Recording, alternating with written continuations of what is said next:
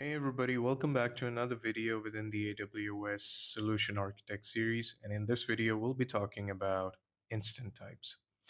Now, so we have discussed what EC2 instance basically are and how they contribute towards a larger picture within the AWS landscape and how they are like the fundamental aspect of any computing required in any service.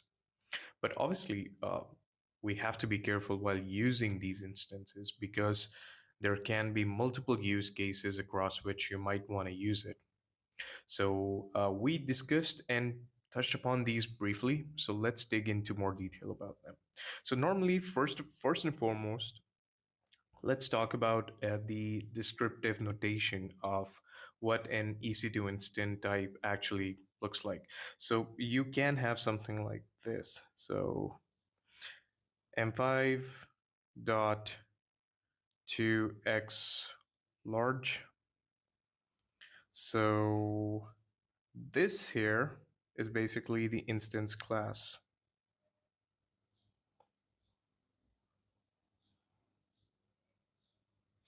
And this here refers to the generation.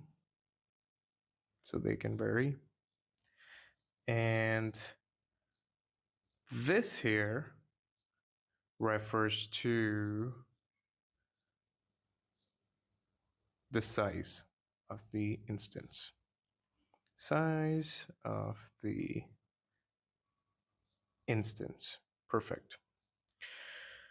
So with the generation classes, obviously AWS always sort of revises it, sort of improves it.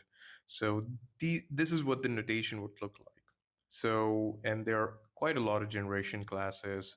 Like there's an R class, there's an M class, there's a T and C class as well. So let's dig into more in terms of the types. So firstly, as we discussed in the last video, we have memory optimized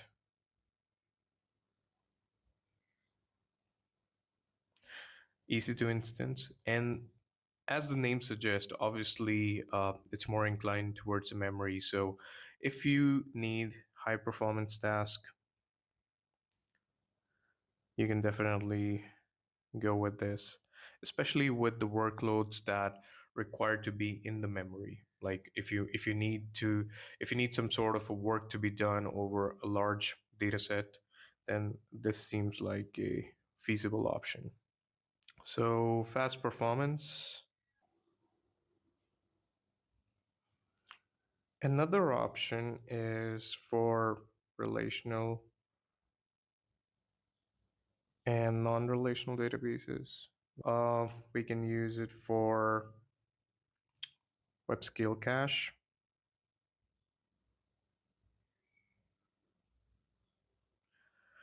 We can, I think this one here is the most important use case if you want to build an in-memory DB.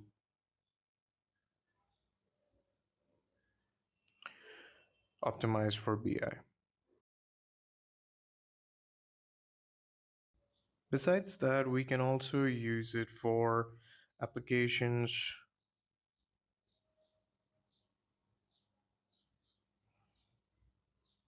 performing real-time processing.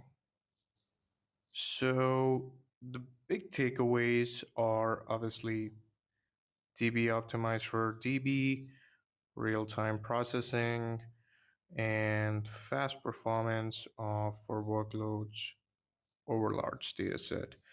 And this is the key here. And let's talk about the classes that it offers, similar to what we have discussed over here. So for memory optimized, we have R series, and within that we can find R5, R5A, and R4, etc. So yeah, that's everything about memory optimized. Let's talk about general purpose. So it offers the right balance between, whoa. So Let me go in and select my pen. Yeah. So right balance for compute,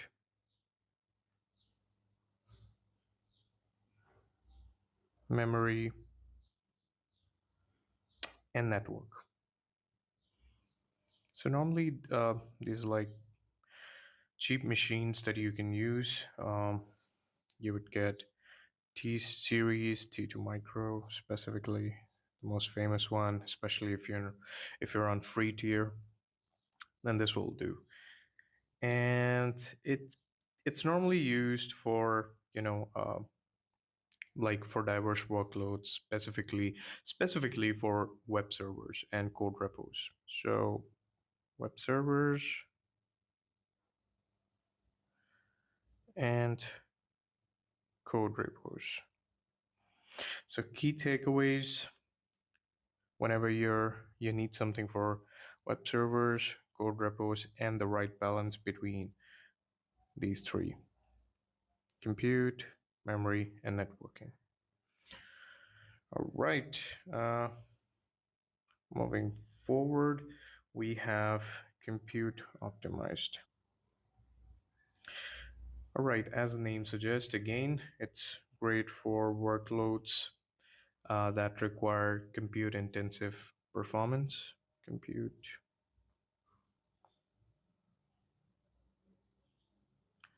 intensive tasks.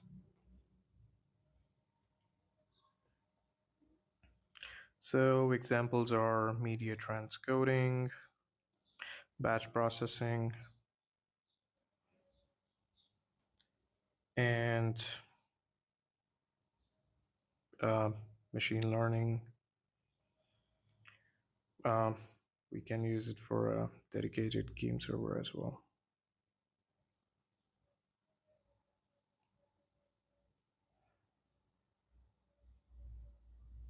So key takeaways are obviously compute intensive tasks.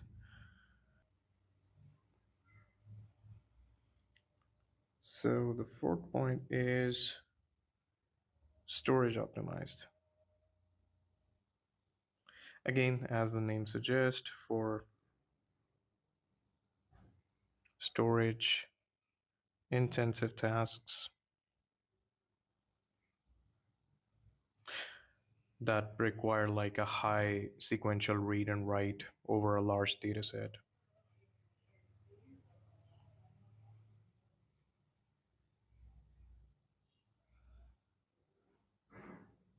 So when I say high sequential read and write, it should ring a bell. And yes, if we need to build it for something like an OLTP, which is like a transactional database.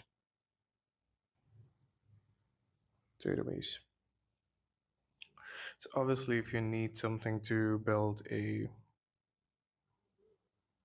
relational DB,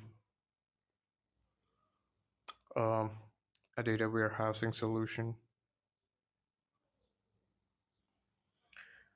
uh, even if you need to build something like cache